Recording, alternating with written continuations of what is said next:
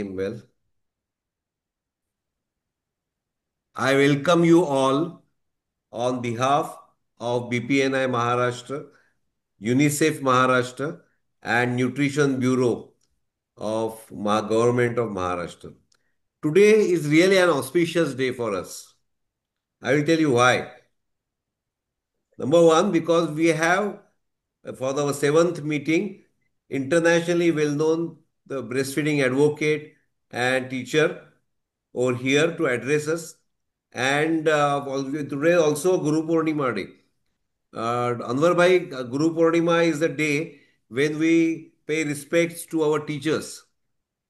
So here all the teachers, Anwar Bhai is also teacher for us because he has been the leading light for WABA. The first time I met him 22 years back in Malaysia for Games conference. And since then, I had opportunity to meet him multiple times. Plus, there are many teachers who are part of this meeting today. So, Guru Purnima Day, which is an auspicious day, plus Dr. Anwar Fazal coming over here. And I cannot put in one line, which is in Marathi, which will I explain later on. Sadhu Santa Yeti Ghara Tochi Diwali Dasara. When the sages come to your house, that is the Diwali day. So that is the meaning of that particular line.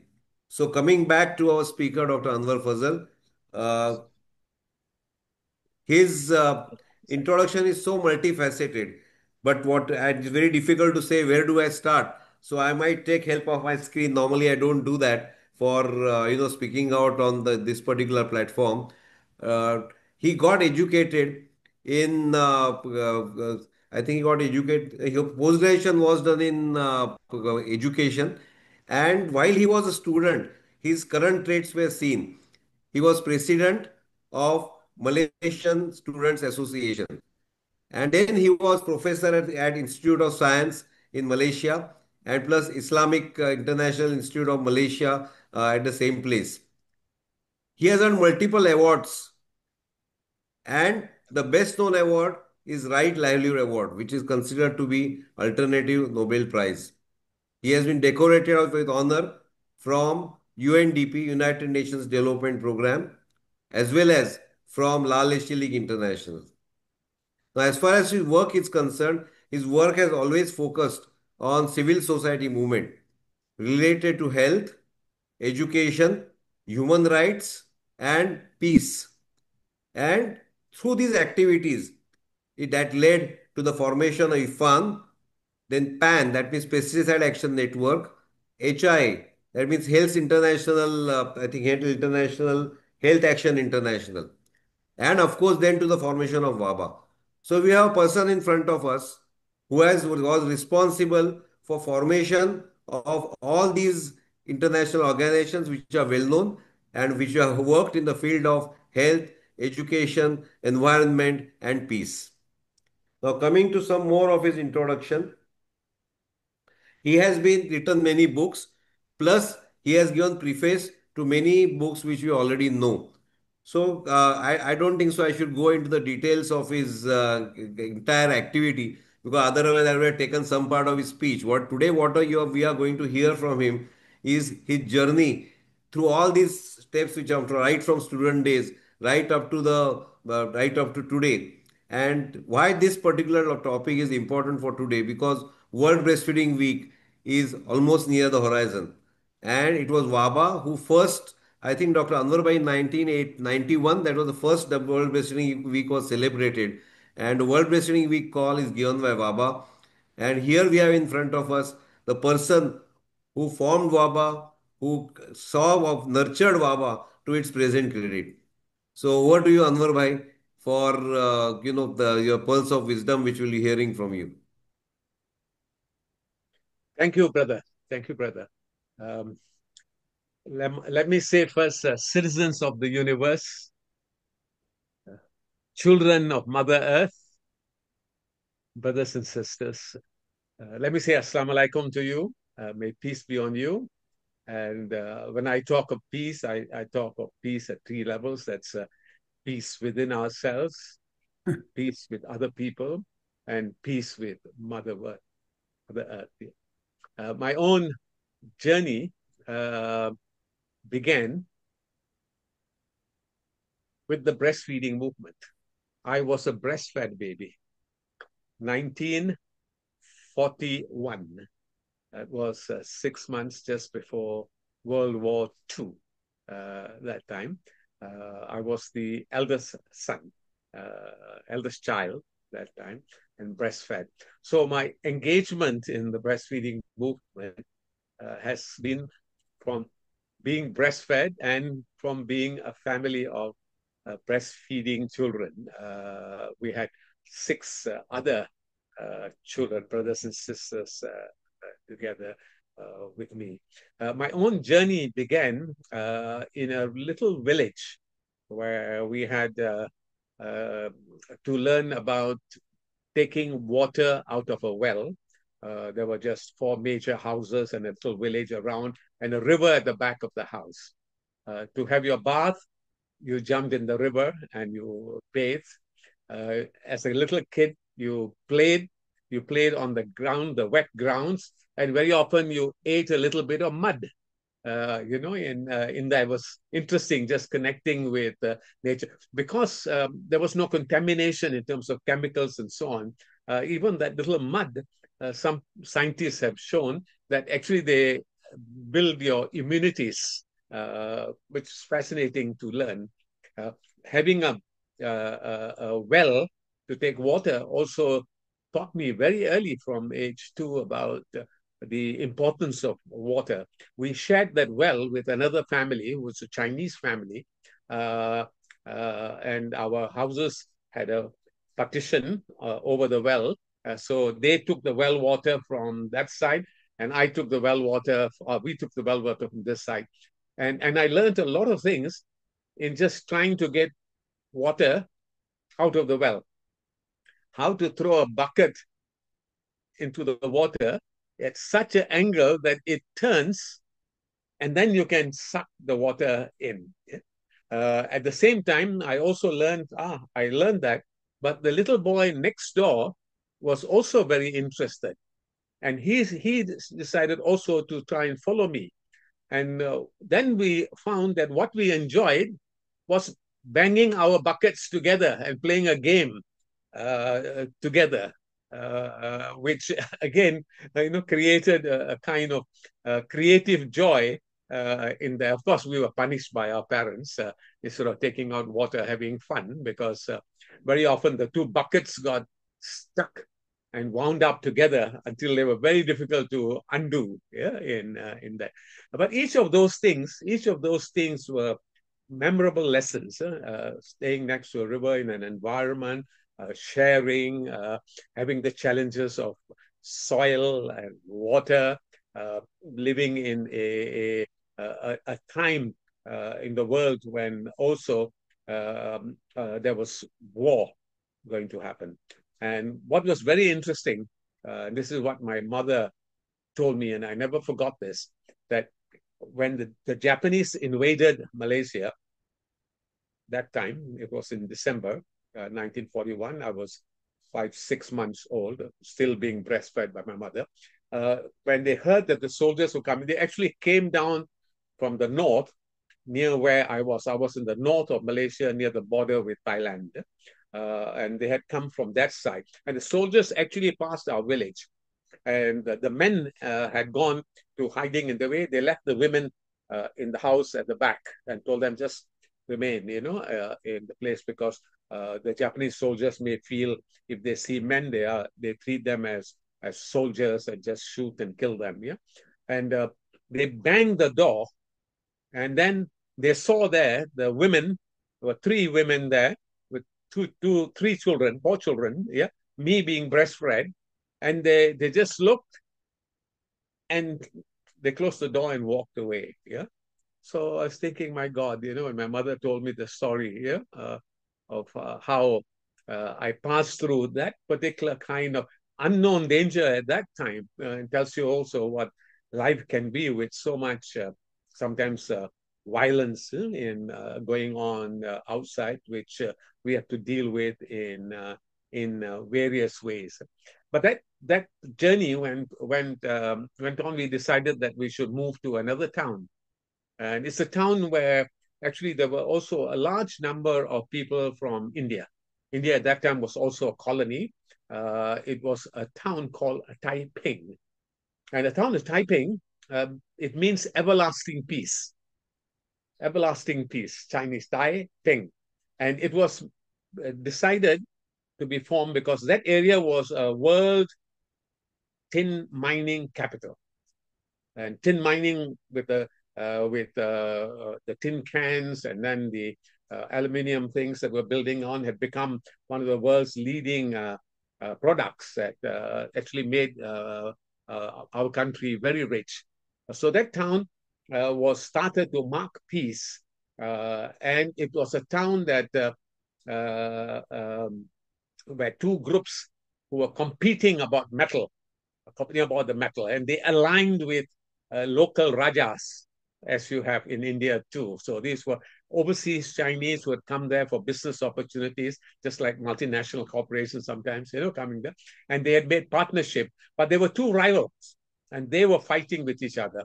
And the British colonials came in and then tell them, stop fighting, make peace, start a new town called Everlasting Peace, and then we'll go on. So the town became a very beautifully designed town at the bottom of a hill with a mountain on the side, and old tin mines, which had been excavated, left water behind, and they were converted into lakes. And we had just 10 miles away a port, and the first railway was made there. So the joy of suddenly seeing, wow, trains coming in and taking products, and to have 10 miles away a port which was over 100 years ago declared by government as a gazetted wetland protection. And this is where trees grow from the sea itself. And these trees that grow from the mangrove in the swamp, they act as the maternity hospitals for the fish. So they are by the seaside, and these trees grow up there. The wood itself is very resilient, and was used as for building piles and so on, because it was wood that grew in water and was so strong and resilient. And the fish would come there, and they will give their children, their maternity hospital will be there, they grow up, and they'll go out into the sea and move on. So the growing up in wetlands, in that area, again, taught me, wow, you learn about nature, you learn about the fact that there are maternity hospitals like that in nature, and they need to be protected. That we see life in that way. So growing up in the town with the mountain by the side, weekends you go out. At age 12, I was a mountain climber, a hill climber, you can say. The British always liked hill stations, and I think in India you had also a lot of hill stations where the British. So this was one of their retirement places, but they allowed locals to walk up and see and come down. And we just practically every other weekend went up and camped. So at age 12, I learned camping out on my own, bringing food and cooking ourselves, and eating, staying in a little campsite in there. And that taught me adventure. It taught me self-reliance at a very, very early age. It taught me about mountains. It taught me about beauty of the lakes and a beautiful waterfall. It taught me about the fact that we had the first prison in the country, organized prison also in that town. We had a large number of soldiers from India and from Fiji and from Australia, that time just after the war. So there was a large military camp also in that place. And that also gave another kind of character, which meant you learned how to play good rugby, you learned how to play good cricket, which were again two of my sports, and athletics. I held the state record for what they call half mile, 1,500 meters, 1 mile, 1 mile, 1 kilometer. Yeah. That. So I grew up in a very athletic way, running, doing games, and playing 4 games, including rugby. And rugby taught you all the challenges of being thrown down, being climbed upon. You build up a personal resilience, and you learn how to deal with that kind of resilience in life. So that adventure in Taiping then led me later, my parents and family, to move to Penang, where I am now. And in Penang itself, I came to a school which was the oldest English school in the country and in the region. It was in 1816. Can you imagine that? 1816. That's 200 over years old. It was called the Free School Movement. And the Free School Movement was started to have schools that are open to all races and people of all religions.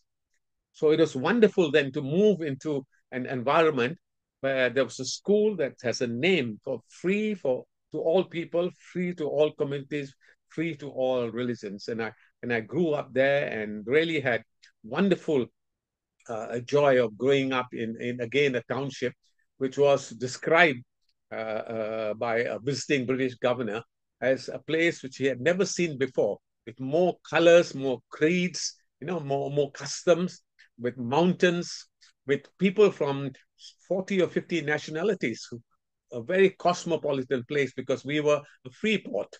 We had Freeport. We had Indians from every conceivable part of India. We had Chinese from every conceivable part. We had Christians of all kinds in the place. From European Christians to Chinese Christians to Indian Christians, those who were Methodists, who were Catholic. And if you just take the city itself, there's no place in the world where more religious institutions have their like little temples than anywhere else in the world. It's just amazing. We have huge numbers of them. And President Kalam, the president of India, he made a visit to Penang about 10 years ago, and I was asked to take him around. And he visited the places, a street that we had, which he went and visited the church, and he asked for permission to go to the altar and said the prayer of Pope Francis, the prayer of peace. He then went to the Chinese temple and he read from the Analects of Confucius and talked about wisdom and peace. I followed him right through. And then he went to the Hindu temple and read from the Bhagavad Gita. He went on to the mosque. All these were next door to each other. Can you imagine a community where this was happening? And there he said prayers, afternoon prayers in Islam. And when he went back, he was so impressed that he actually wrote a long poem about Penang being a cosmopolitan city of the world. He received an honorary doctorate from USM. He learned about the amazing things that civil society was doing, how governments, corporations, and civil society groups were doing. We always use the word civil society because a long time ago, we did not like being called NGOs. We don't like to be called like we are not the government. We said that if you like to call us NGOs, we will call the governments NPOs, non-people's organizations. Yeah, because then that would be like equivalent of that. But in this town, we became actually also the civil society capital of the world. We began the consumer movement here in Penang, and then we became the world headquarters of the International Organization of Consumers Union. And we had environmental organizations, we had organizations that were working on peace and justice in the place. And it is this particular organization, the consumer organization, that actually led to so much work on breastfeeding. And I like then to take that next journey in now describing how this organization, the International Organization of Consumers Union, began a whole journey of what we call the galactic organizing, that we actually began and started looking at the world and decided how can we challenge the multinational corporations.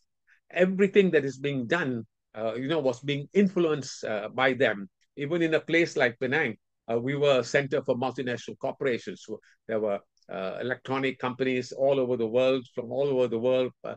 So we had a mix of everything. At the same time, we had a thriving hawkers trade. And the hawkers of Penang. It is a street hawker's place. Yeah, every kind of food in the world that you can find in the streets. And in terms of cleanliness, nutrition, and price, unbeatable anywhere else. So we also had, and I made a speech at the WHO meeting on food issues, that we were the street food capital of the world. And an assessment was done, and they found that the street food people contributed more to the economy than all the multinational corporations in Penang were contributing. And that was also a lesson on how we had forgotten about breastfeeding and the value of breastfeeding. We began to see a whole new world appearing before us, where bottled milk and bottled advertisements were going on all over the place. And we began to wonder. And there was a wonderful woman who is unforgettable, who lived in Malaysia. Her name was Cicely Williams. And Cicely Williams, who was British, was working here as a doctor before the war. And she saw condensed milk being given in villages. She was working in the villages as a doctor on the east side of Malaysia. Not very well developed, just lots of villages. And she said, "My God, this is wrong. This is horrible." And she was invited to the Rotary Club in Singapore in just before the war, 1939. And it was very rare for a woman to be invited to speak at a Rotary Club. At that time, they were very male organization, but in this case, they did. And she made the title of a speech, Milk and Murder. And she had the courage to say that here, what is going on, and this is 39, what is going on is that this condensed milk that was substituting breast milk was actually killing babies. It was creating a monster, really murder issues, and babies were dying. And it was a murderous project. Her words were milk and murder. Can you imagine that? Milk and murder. Yeah. And during the war, when the Japanese took over, she was imprisoned. And when she was in the prison, she, as a medical doctor, particularly interested in this area, she mentioned 25 babies were born. All 25 babies were breastfed. All babies survived. And that whole story of the importance of breastfeeding came up. So we decided at the International Consumer Organization that we were looking at prices, products, safety, and so on. But here we began to see a special issue that was so significant that it was damaging human beings, and it was giving industry making money and killing people. Yeah, it was a horrible thing. And so we began a movement, and we managed to persuade the World Health Organization to speak about this issue. What was happening at that time in the United States was very interesting. Now, we had a group of people in the United States that also had recognized breastfeeding, had recognized that it was causing damage, and they had taken it up in the United States itself. And the United States government at that time, there was a Kennedy that was involved, and they said, "Hey, we must take this up." And so when it came to the World Health Organization, we managed, a number of groups from different parts managed to persuade the WHO to hold a conference on child health and nutrition. And this was a very unique thing. And this meeting itself that was held in 79 was so unique, around 79, it was the first time that the United Nations had organized a conference where civil society was an equal partner with governments and with corporations and with the World Health Organization acting as the cooperator. And we brought together groups that had never met before. Many of them were not into breastfeeding, but were into health issues. Groups like the World Council of Churches in the place. In UK itself, they had a center for corporate responsibility in the National Council of Churches in the United States. There were other places in the United States too where people were beginning to concern. So a whole movement had appeared, and in United States itself, they had formed themselves into a group, they call themselves InFact. Nice name, InFact. And they started a movement in that area, and they managed to persuade that time the US government to take this issue up globally at the health issue. So we had meetings, and the international organization we represent, there were 10, 20 other organizations, civil society, there were businesses there, and they had little working meetings. And one of the working groups we had was on marketing. And that at that meeting itself, we fought and said that there must be some form of rules with regard to protecting and promoting breastfeeding in the place. And we managed to get that particular part incorporated into the recommendations of that. I was allowed to make a final speech at the closing of the conference, and I thank the president, who was from Ghana at that time, and the fact that we thank them for inviting civil society, and I announced the formation of the International Baby Food Action Network. At this amazing conference where everybody is present, they all were saying, my God, we thought they had come here and then they'll go away and everything will go back to normal. Here, the civil society has gone up, and they're actually going to make a global organization, and they were calling it a network, a whole new word which had never been used before in sort of organizing, and there never had been civil society organization of this kind. There had been like Red Cross or St. John's Ambulance or church organizations or other religious kind of organizations, but never this activist civil society groups. But we were allowed to say, and we announced that this was formed. I mean, I think that shocked a whole lot of people, and then we continued with further meetings where the International Organization of Consumers Union, which had official status with the UN, and that made a lot of difference with that we could speak. We agreed to host IBFAN in Penang, in Malaysia, and provided the secretariat. So we had the secretariat, and very quickly from there, from the secretariat, we had a team of people. We had got some funding from Canada that time, and we got staff getting up, and we started a whole new center there on code monitoring. And Annelies Land, who was from Holland, whose husband was a world-class interpreter who had 5 languages that he could simultaneously interpret, was also part of our team there. And they had come to Penang, and I told them, why don't you settle down here, and we'll set up the secretariat. And so IBFAN secretariat was set up there, and then we had in every continent groups, and it grew as a network and the code was developed. We developed a code monitoring center where we made a state of breastfeeding report, where we embarrassed governments that are not following the code at that time. And that again was quite shocking. There was a group in the United States when the very soon when the actual resolution was taken to approve the idea of a code, one government opposed it. And the earlier US government was promoting it, but a change of government from the Democrats to the Republicans occurred. And these Republicans were very corporate centered, and they were influencing that. And they voted, only one government voted against the idea of an international code, and that government was the United States of America. Very interesting history at that time.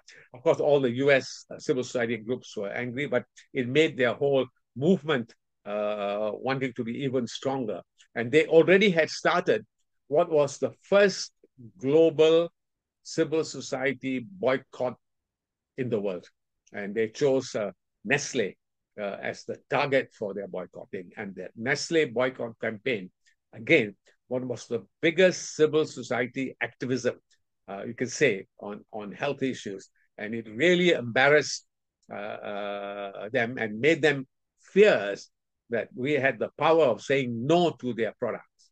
And that saying no gave us a strength all over the world, and the boycott movement moved from place to place in that. So we began that, and we had this wonderful IBFAN. We had a code monitoring center led by Annalise in place, and then we had wonderful people in every continent. I could name all of them. In there, but there wouldn't be time. But we had people in Latin America, North America, wonderful people in Europe, many of whom are still active, like Patty Arundel in Canada. We have Betty in Marcos Arena in Mexico, and Costa Rica, we have wonderful people. Philippines, we have Ines Fernandez, and name it. India, we had that. Sir, can you come a little near the mic because Raj, the voice is yeah, fading out a little bit? right. And then we had in South Asia Ines Fernandez, and we had this amazing doctor Paul Raj Anand, yeah, who again also made the second largest country in the world very active in breastfeeding. So that led to the growth of IBFAN. It led to code monitoring, and it actually transformed the global network. And I have to mention one thing of how, because we were so successful, the United States government, under the Republic government, had set up a Heritage Foundation. And the first report that they made in the Heritage Foundation, based in Washington, they were called the Heritage, was on the emergence of a threat to our multinational corporations and a threat to our country. Can you imagine? And what was that challenge? They say the consumerist movement. They deliberately not wanted to call it the consumer movement. They wanted it consumerist. Why? They wanted it to rhyme with communist. So they can say that, these guys, these are dangerous people. They're trying to destroy capitalism. When, of course, what we were what we call the public interest movement, the global public interest movement, the civil movement that is fighting for human rights, that's fighting for human beings living at peace. They're fighting for Mother Earth's rights. They're fighting for all the natural things in the place. Yeah, but we succeeded. I mean, despite these kinds of things, the code was adopted, and then it became globally monitored. And we one of the things that was very important at that time, we never after winning gave up in monitoring. And this word monitoring was so important. And with the monitoring that we had, we could then, each country, we could have a report card, a national report, international, and shame some of the countries that are not there. But we do it all politely. Yeah? Those who adopted, those who not adopted. Then we give it to all the countries. We ask the consumer organizations where we had to also go to the press, inform the press. They say, your country is not doing this. Just like now, you have the Human Happiness Index, you have the Peace Index. We were among the first people to actually develop a kind of global index, and it's coming from the breastfeeding movement. Yeah. So this movement grew, and we began monitoring, and then the challenge of that going on, and now is still continuing. And India now is the host of the leading kind of monitoring. And BBNI, Dr. Arun, has that breastfeeding index, that the trends index that he uses. So keeping the energy and the candles lighted in order to make sure that things are going, because new kinds of issues come up. Internet, becomes more insidious, and how you can market and influence people. New kind of playing around with infant formula, new kinds of things. So that time also the challenge was coming, and then the UN agencies felt, okay, we need to look at child health and nutrition in a bigger way. And they actually organized a conference in a place called Innocenti. Very nice name, Innocenti, in Italy. And there they met, and they had a declaration called the Innocenti Declaration. Amazing document which you should read, Innocenti Declaration. And that declaration was comprehensively looking at child health.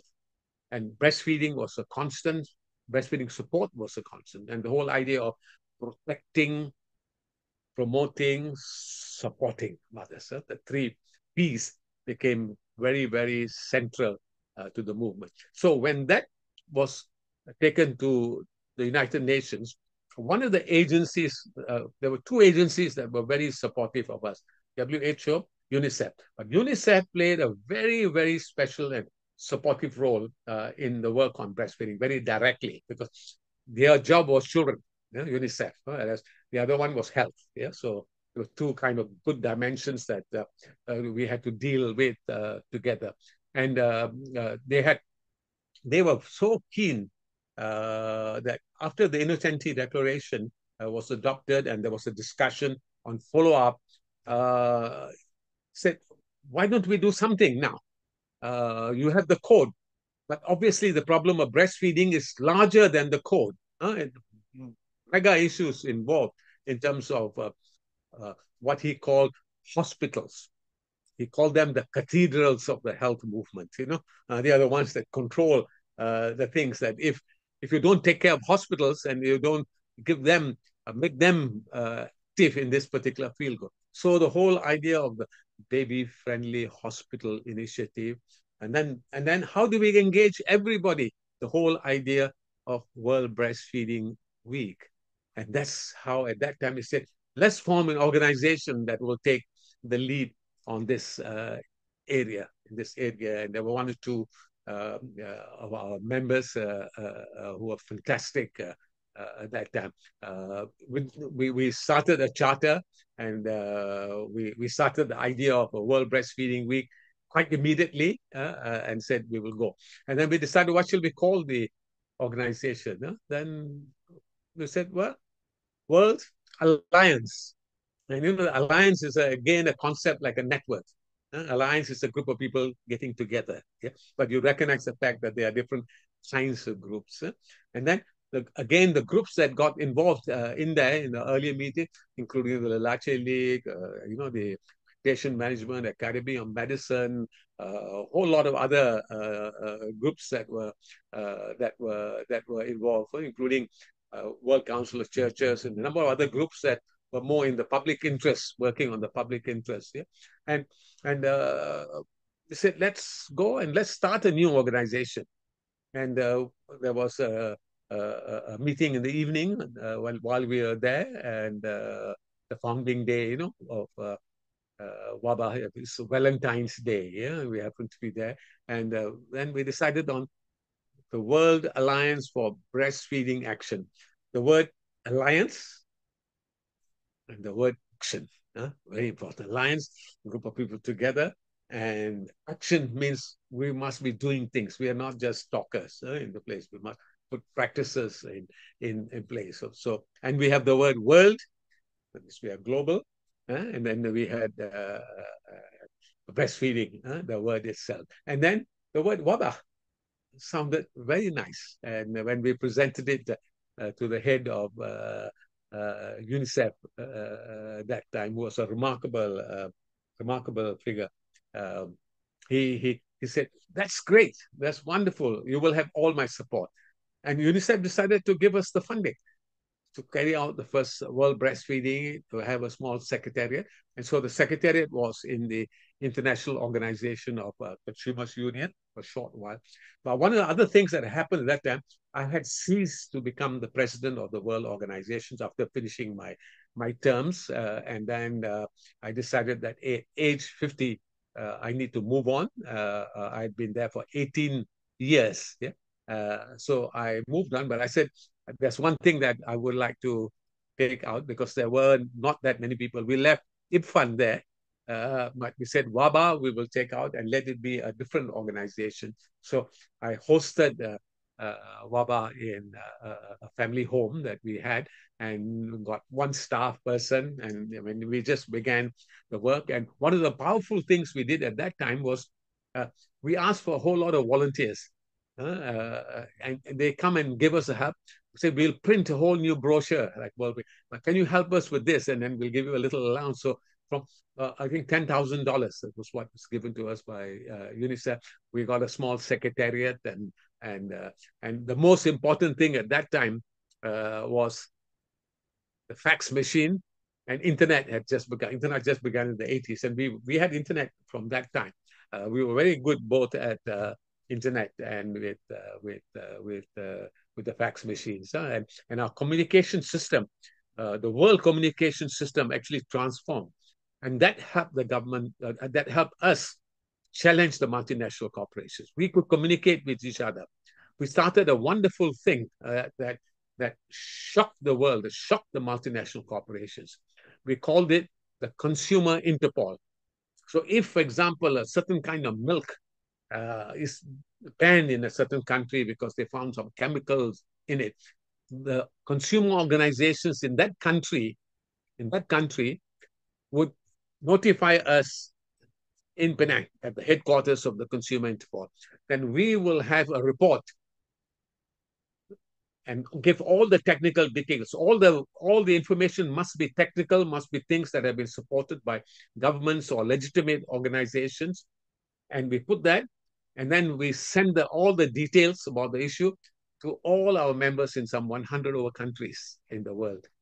Check your country, check if the product is there, and if the product is there, go to the press, make noise, and make sure that it's taken action on and got it. So it was amazing that a consumer organization then could actually have these kinds of alerts going on, and we could shock the multinational corporations.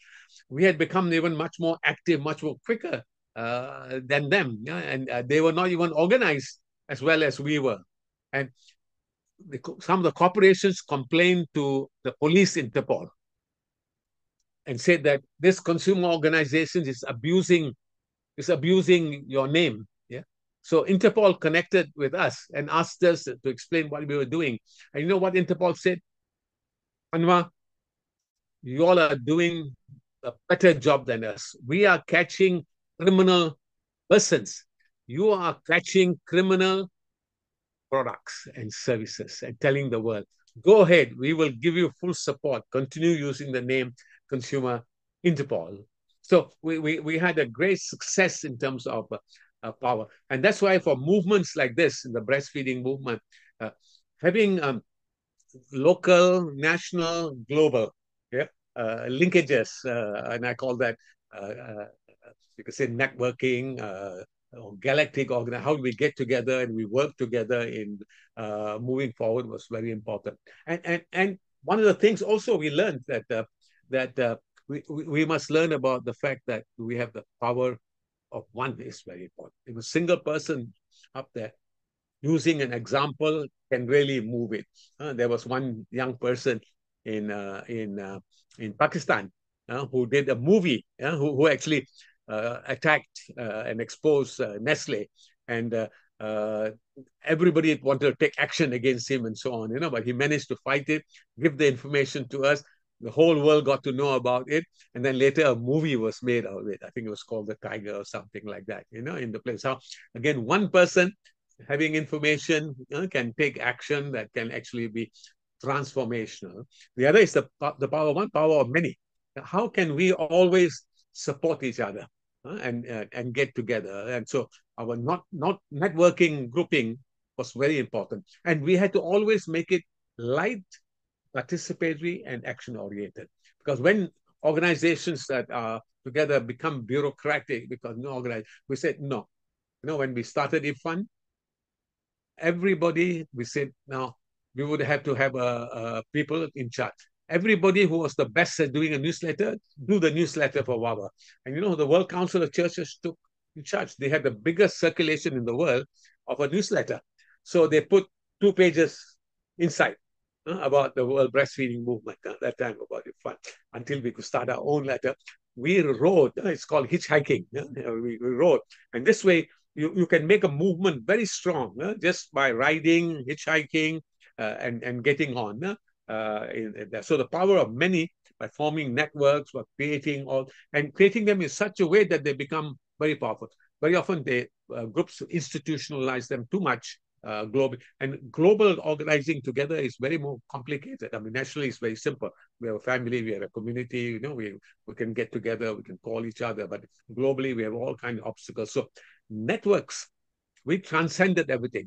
Legally, we are not like a registered organization. Nobody can bomb us, and say that your headquarters is destroyed, And we are all over the world, and everybody, a newsletter is run from here, advocacy work is done from here, regional work is done from the region, and it really worked extremely, extremely well in.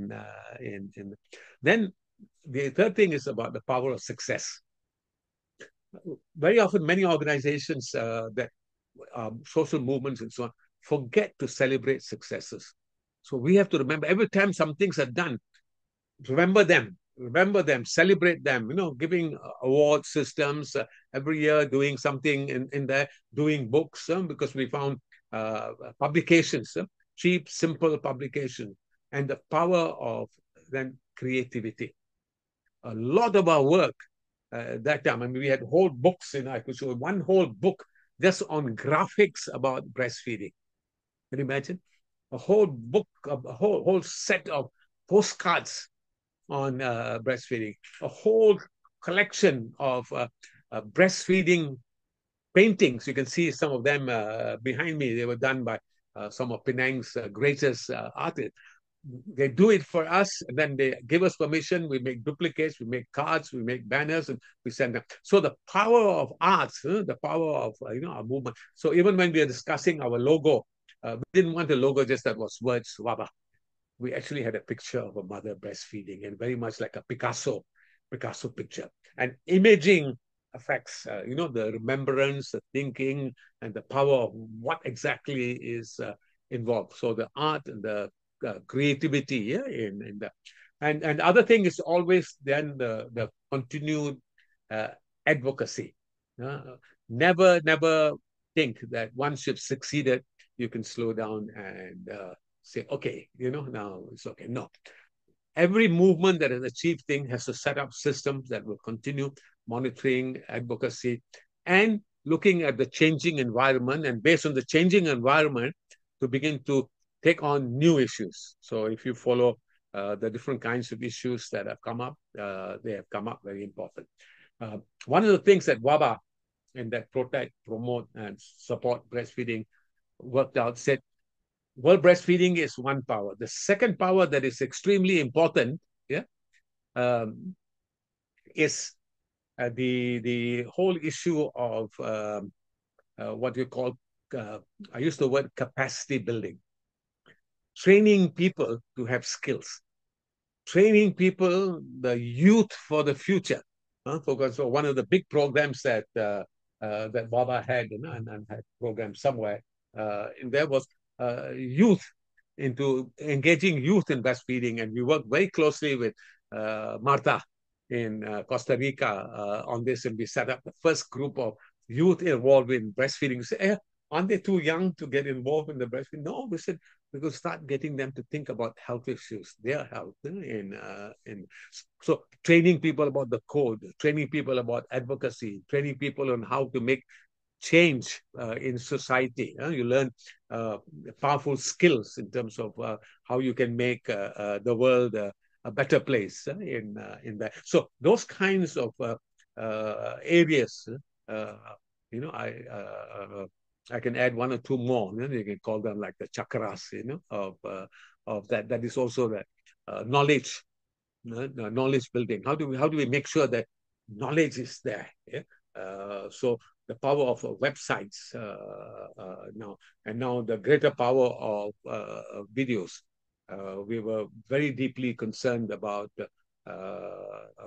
how this can be. We even one time talked about International Breastfeeding Academy, which to be a global museum where every single picture, powerful picture, graphic about breastfeeding can be viewed and can be downloaded.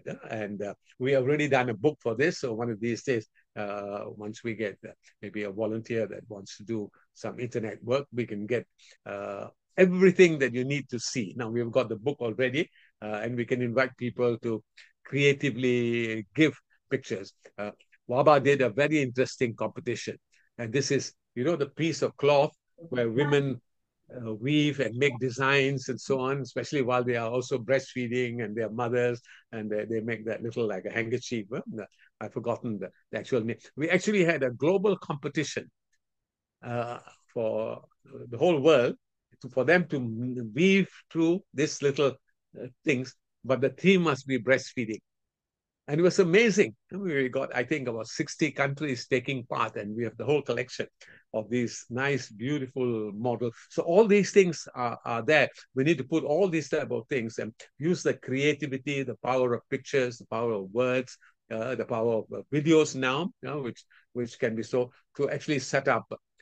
We can have a breastfeeding channel that was discussing. I had a very good friend from India. His name was Nand.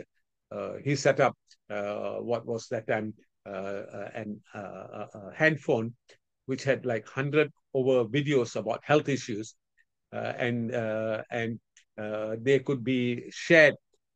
He managed to get the phone company in India to sell it cheaply, put a little chip inside, and they can go to an IT company with whom also he had made arrangement, and they can update that phone. So he called it the health phone. So for $20 US, you can get a health phone with 150 pictures. And I think it was 7 or 8 languages of India that he actually did. Amazing. Nan Advani, I think his name was. He passed away, unfortunately. We were wanting to continue some of this kind of work of the power of the new internet, the power of the pictures and the movies that you can use. But all the information is there. It's a question of then getting it. And how do we get it? I said, get young people involved now. One of the things I do, and I like to share that with you, that 1/3 of my time, 1/3 of my time in all my life in activism has been to nurture the next generation. And I always have interns in my office, young people who want to learn. And their learning would be not, oh, you come to our place and do the odd jobs. No, I give them a project that they have to do. And in the project, they learn, they do something new for you. And they also learn something. It may be a simple exercise in terms of collecting all the pictures and getting there and learning how to catalog them different way, learning how coloring, how can you make pictures into a little story, how can you make it exciting. They're learning Zoom and every kind of things that this capacity building, engaging the youth. It's a whole digital future ahead of us. And of course, the companies will start using also the digital future. We have been ahead in a way. Every area that they've got, we've come and we've set up things where we have shamed them because they know what they're doing. If anytime they attempt something good, we are out there and we be ready, not just to bark but also to bite. Yeah, and I mean we really will be very strong and challenge them. So this kind of like the different chakras for the movement have been such an important part of our life. And I see the future now continuing. The digital world is there. The health issues of the world are getting worse. Poisoning, toxic substances, body burdens, that's a new concept. You can read about it. The large number of chemicals that are in the bodies of human beings, and particularly on women, because pesticides had come in. We had set up also the pesticide action movement, just like IBFAN. Drugs and medicines are put in, which again create problems. We had Health Action International that we had. All that were inspired, all that inspired by IBFAN. International Baby Food Network, and the work that we started on support has spawned a movement that deals with other health issues like pharmaceuticals, like pesticides, like alert systems that we set up. The United Nations, as a result, led to setting up, interesting, they set up a list of restricted and banned products. So every government now in the world has to inform that United Nations link if any product is banned in their country or restricted in their country. And so that index, but the index is not well known. Again, marketing, getting people to remind them that there is this type of thing. Do check, in there. Do check with organizations that are there. So these are the battles that we have.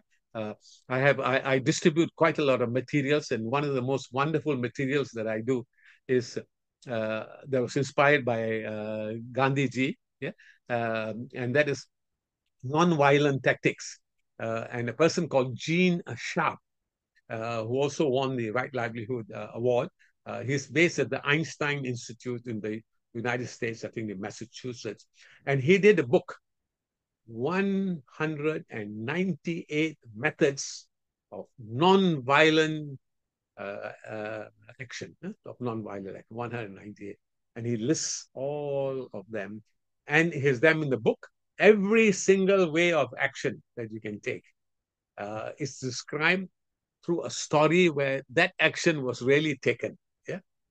So that really was very inspirational to me. I made copies for it. You can actually, I think, download digitally those books also, non-violent methods, 198. Another person has written a book expanding that to 250 methods, because this was pre the digital world and pre new kinds of techniques in the place, new kinds of horrors, yeah, in the place.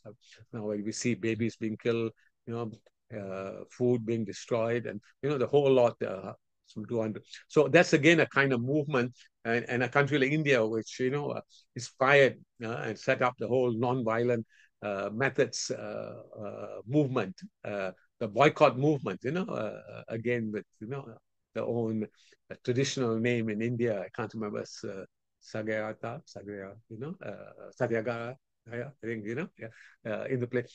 And you were an inspiration. I think all of you, doctors, activists, yeah, healthcare persons, people who are caring for the world, people who are compassionate, people who have got courage, yeah, can move all this together for the future. I'm very happy to share all this with you, and I'm very happy now to have a conversation, more comments, people sharing their stories too. Thank you so much, brother.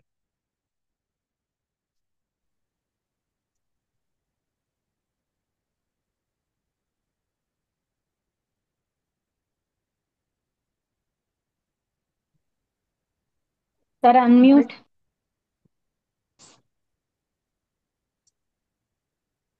Sir, you are muted. Hello. Yeah.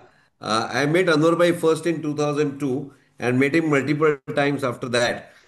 And very importantly, I would like to share with you that he looks the same for all those 25 years. He has not aged. The enthusiasm is same as you can see. So, and he leads by example. I've seen him multiple times in WABA meetings also, that he leads by example and not by bossing. So that is one more important character of him. Now, I asked him that whether he would like to transfer his PowerPoint presentation to for this particular forum, and then he said no. I'm anti-PowerPoint and in support of an anti-PowerPoint party in Switzerland. So as you can see, he has spoken for 1 hour without using a single slide of the PowerPoint position. So that's so more powerful than showing the slides. I think these three characteristics are extremely important, and his enthusiasm, etc. It should be we should imbibe in ourselves, and that's the real guru is who transfers his enthusiasm and transfers ideas to the student. So now the forum is open for questions. You can raise your hand and ask questions.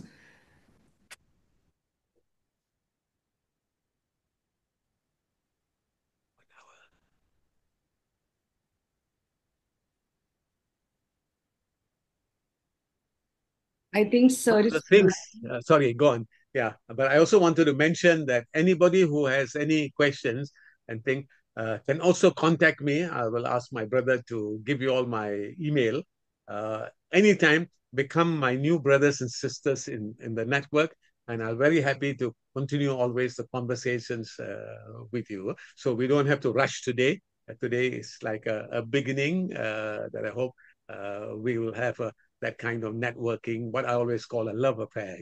Once now we have become friends where we share values, we share ideas of making a change together. Carry on. Sorry. Yeah, thank you so much, sir. We are actually so much privileged and honored to have you on this platform. And we got inspired so much. And you know what? I heard the different words from you, like murder and the milk, the criminal product, the power of pictures, the power of videos. And I think doing all these things, there is no age bar. At any age, once you are inspired, you just start doing it. As you said, you are were a breastfed baby. I can go one step ahead, sir, and I can say I'm also born in World Breastfeeding Week. My birthday is 3rd of August, and I'm so happy about it. I'm a gynecologist, and how I got introduced to the breastfeeding is a long story. I won't elaborate it here, but your lecture is really, really inspiring. And I think we need to just keep going and keep inspiring others and keep doing things. And thank you so much, sir. Recording in progress. Yeah, Dr. Kesh. Yeah, yeah. Dr. Yeah, yeah. Sir, sir, respected Anwar, sir, really we are delighted. We are very fortunate to see you and hear you on this digital platform of MBPNI. Sir, I am very much interested to share with you. So, I was breastfed 5 years plus, So, 5 years plus. Yes. So, here is my mother. Here is my mother. Yes. Wonderful. Here is my mother. So I want to know. So, what is your lifetime goal? What is your target? Yes. What is your lifetime goal? Yes. Yeah, I talked a little bit about the vision. That we have. I am involved in making a better world with regard to our own bodies, with regard to the community, and with regard to Mother Earth as a whole. And I see all those things connected. And I am involved in the environmental movement. I'm involved in the consumer movement. I'm involved in the health movement. I'm involved with groups that are also fighting corruption. I set up the Malaysian version of Transparency International. And I'm involved in all this because I was trained, my degree was actually in management, and my postgraduate was in education. And when I was young and I was thinking, at the time I was president of the Students' Union, should I do science? Should I do, economics or do this subject, history? No, I said, I will do geography. That's one of my big subjects. And geography is one that connects human beings with the environment. Nowadays, it's not even a subject that's talked about, but everything it was teaching at them, political geography, economic geography, physical geography. You learned a lot through a subject like geography. Now you don't even find it in classes, no more thoughts. But that made me a galactic person right from the beginning. I saw all the time, everything that I saw, I see it in the context of little things and also at the context of how they go on and on. And I learned about what is called the butterfly effect. How a little butterfly moving can change something, can blow a wind, and the wind will blow the leaves, and the leaves will blow something else. And the scientific evidence has shown how a little flutter somewhere can actually change the world. And I said how little people doing little things, working together can actually change the world. Yeah. So if we have that spirit, that vision, and we have that clearer, bigger picture, we do all the things that we can in the areas that we are good. We also support other people in areas in which we're not able to do it, but we can give them some support. We give them our word, so on. And then I'm so happy that your mother is here with you because she looks very much like my mother too, who passed away when she was 90 over years old, 30. She had 7 children, and she was so amazing. Yeah. We grew up that time, how families grew up together, where the children learned a lot from the mother, yeah, because the father was very busy going out. So I was put in charge on how to cut the chicken, and you learn how to go to the market, how to buy and carry the basket of the things. So things that you learn, how to wash clothes. Now we forget. And each of those little things has a lot of learning experience. We learn about science, of different case, how to dry things, and you learn about dyes, different kinds of dyes and clothes and so on.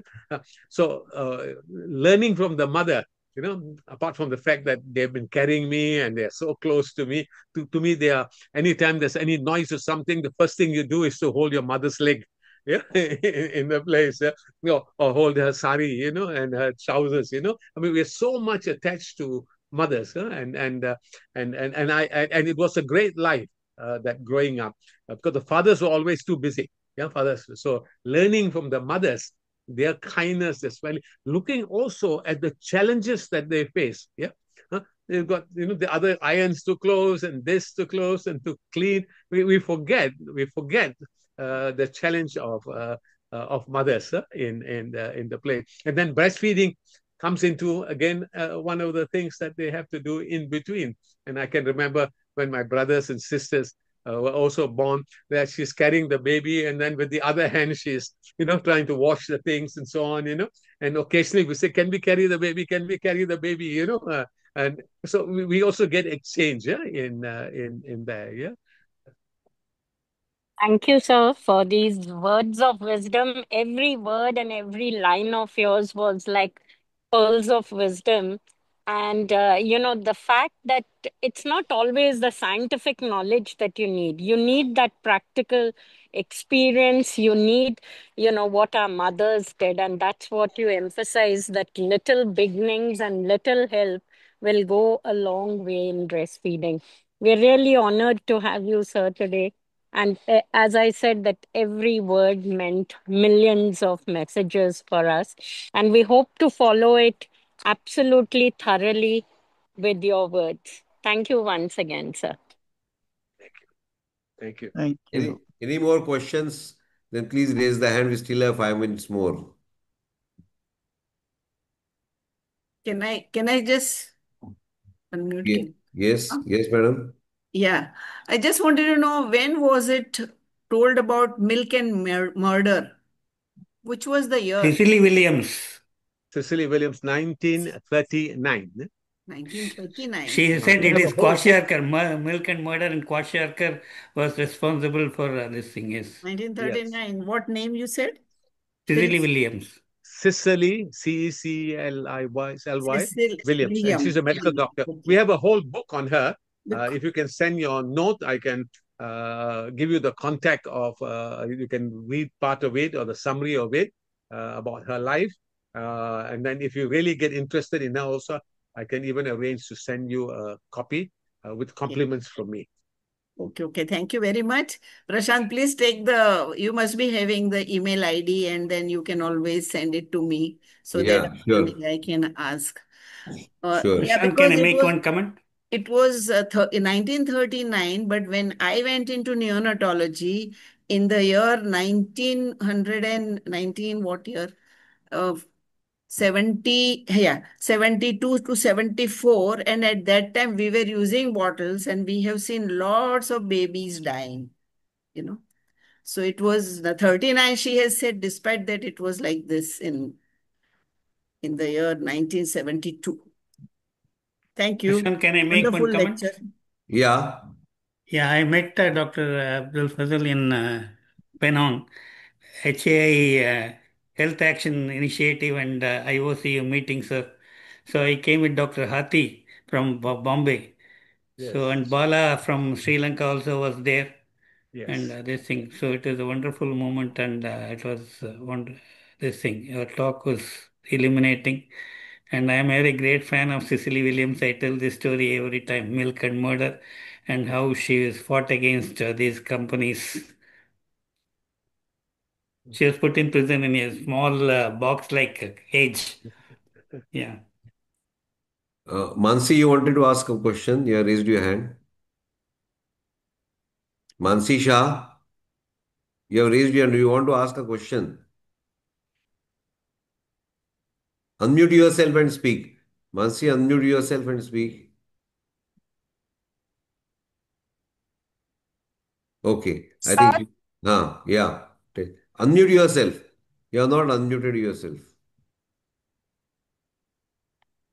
The small icon at the, yeah.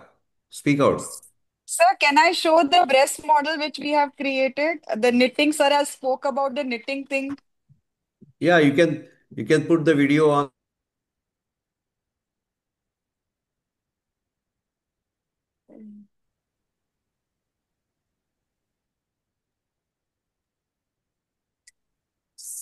Sir, I have created one breast model. So for our mothers, for actually our mother support group leaders, so that we can have, is it visible by any chance?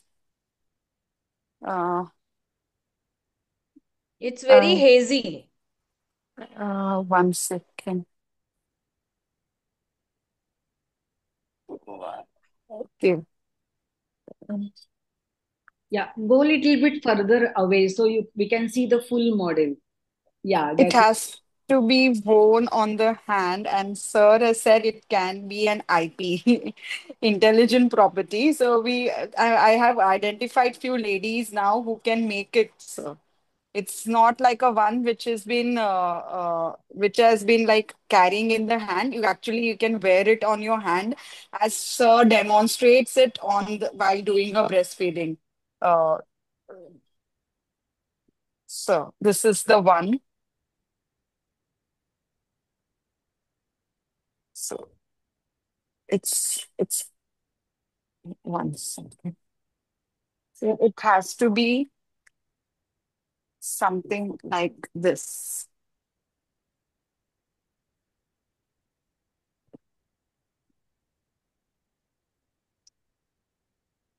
And this is how we can teach expressions, Very feeding nice. positions.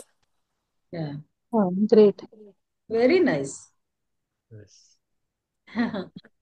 So this is what I created during a COVID time when I was sitting at home. That's very nice. wonderful. Yeah, Yeah.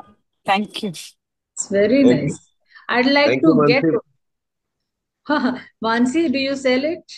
Ma'am, I have identified few I think we'll handicapped continue people. the discussion Yeah. some other time. Mansi, thanks for showing the Yes. video recording. Thank And you. now it is almost 4:30.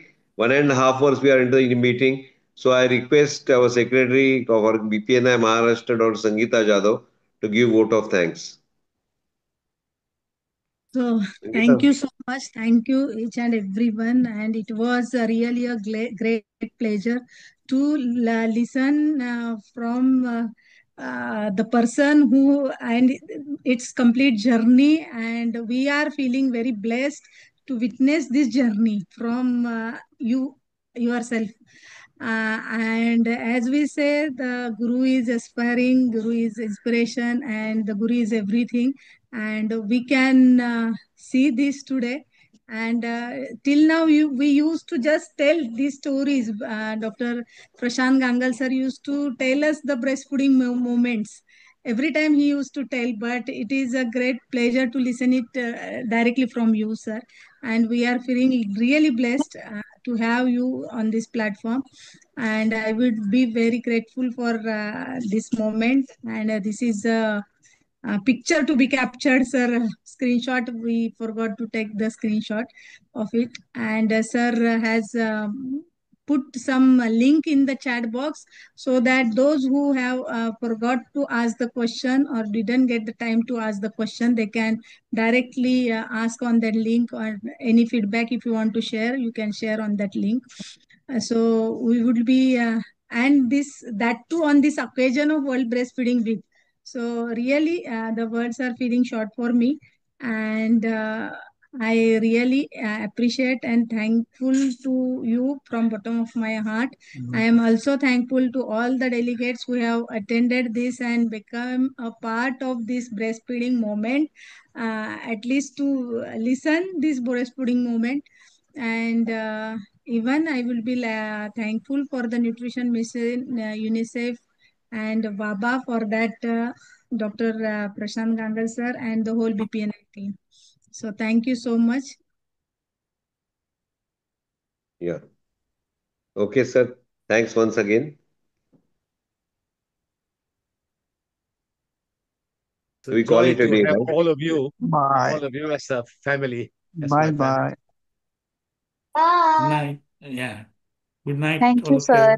Bye. Thank you, Thank sir. you. Bye bye. Yes, sir.